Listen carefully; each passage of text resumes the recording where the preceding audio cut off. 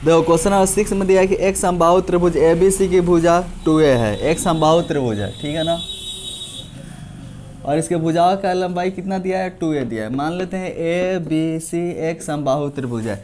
अगर ABC समबाहु त्रिभुज है तो इसकी प्रत्येक भुजाएं आपस में क्या होती है, बराबर होती है समबाहु त्रिभुज की भुजा। तो इसकी भुजा AB बराबर BC बराबर AC और प्रत्येक कितना हो, 2a। समबाहु त्रिभुज के प्रत्येक कोण भी आपस में क्या होते हैं, बराबर होते हैं। प्रत्येक कोण 60 डिग्री का, तो कोण A, B और C भी बराबर होंगे। कोण A बराबर कोण B बराबर कोण C। अगर ये समबाहु त्रिभुज है तो इसमें क्या क्या हो सकता है, ये मालूम चल गया। बोला है कि उसके प्रत्येक शीर्षलंब की लंबाई ज्ञात कीजिए, यानी इसके प्रत्येक शीर्षलंब की लंबाई निकालना है। तो मान लेते हैं यह AD एक क्या है, शीर्षलंब है BC पर, ठीक है ना। तो और भी इस पर शीर्षलंब ड्रॉ किया जा सकता है। B से इस पे, B से AC पे एक शीर्षलंब हो जाएगा, C से AB पे एक शीर्षलंब हो जाएगा। तो प्रत्येक शीर्षलंब का क्या करना है, लंबाई निकालना है। तो अगर एक शीर्षलंब का लंबाई निकालते हैं और ABC समबाहु त्रिभुज है तो प्रत्येक शीर्षलंब की लंबाई भी उतना ही होगा, ठीक है ना, कि समबाहु त्रिभुज के शीर्षलंब आपस में क्या होते हैं, बराबर होते हैं। तो यहाँ से जो शीर्षलंब है AD वो, अगर मान लो यहाँ से BM ड्रॉ करेंगे वो, अगर यहाँ से CN ड्रॉ करेंगे वो, सबका शीर्षलंब का लंबाई आपस में बराबर ही होगा। तो एक ही निकाल लेते हैं, उससे काम हो जाएगा, ठीक है। देखो दिया है, क्या दिया है जी, कि ABC एक समबाहु त्रिभुज है।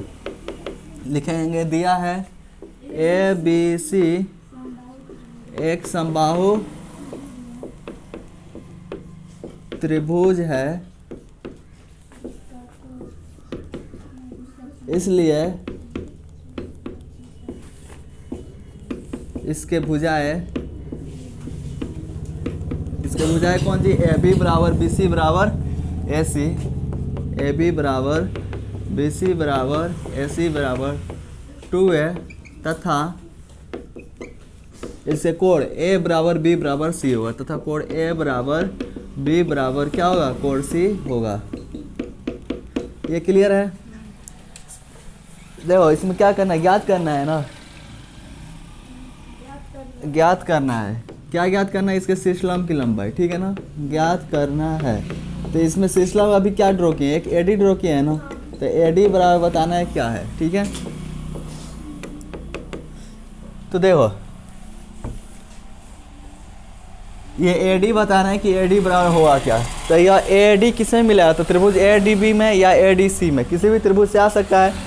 और त्रिभुज ADB अगर लेते हैं तो इसमें AB का लंबाई मालूम है ना, ये टोटल BC का लंबाई मालूम है। देखो AB का लंबाई मालूम है कितना, 2 है, टोटल BC का मालूम है 2 है, लेकिन ये नहीं ना मालूम है BD कितना है। अगर BD यहाँ से निकल जाता है, AB दिया है, तो AD का लंबाई आ जाएगा ना। तो देखो लिखेंगे इन दोनों त्रिभुज की, सबसे पहले ABD और ADC, इन दोनों को सर्वांशम हम लोग प्रूव करेंगे। तो पहले लेते हैं त्रिभुज ABD तथा त्रिभुज ADC में, त्रिभुज ABD तथा त्रिभुज ADC में, इन दोनों त्रिभुज में क्या है, तो देखो त्रिभुज ABD का ये वाला कोण, कोण ADB, ADC में कोण ADC, दोनों क्या है, 90 डिग्री। कोण ADB बराबर कोण ADC और दोनों है 90 डिग्री। फिर देखो ये त्रिभुज है ना ABD, तो त्रिभुज ABD का ये वाला कोण B और त्रिभुज ADC का कोण C आपस में क्या है, बराबर है। फिर देखो त्रिभुज ABD के भुजा AB और त्रिभुज ADC के भुजा AC क्या है, बराबर है, AB बराबर AC है ना, AB बराबर AC। तो यहाँ पे लिख देते हैं AB बराबर AC, यह दिया है, ठीक है।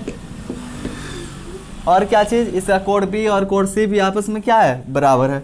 कोण B बराबर कोण C है ना, बराबर। देखो कोण B बराबर C, B बराबर C, ये भी दिया है।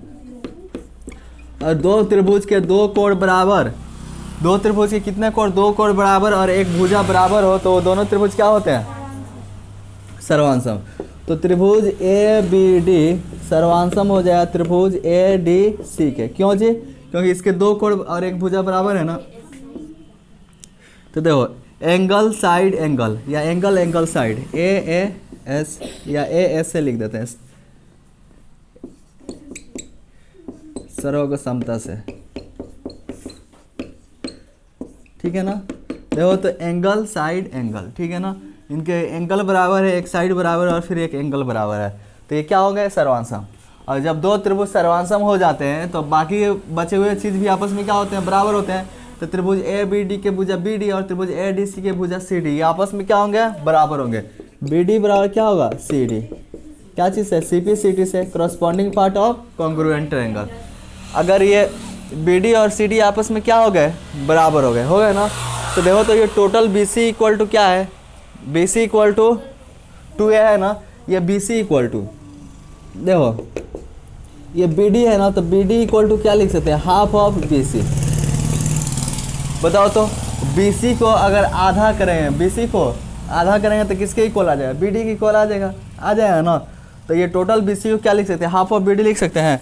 तो ये देखो B D equal to half of B C, कोई दिक्कत है, देखो बी डी है, बी डी 1/2 है तो 1/2। बताओ तो बी सी कितना है, बी सी का वैल्यू 2 है, तो यहाँ पे 2 है, 2 से 2 कट गया, बी डी इक्वल टू कितना आ गया, ए आ गया, B D equal to A.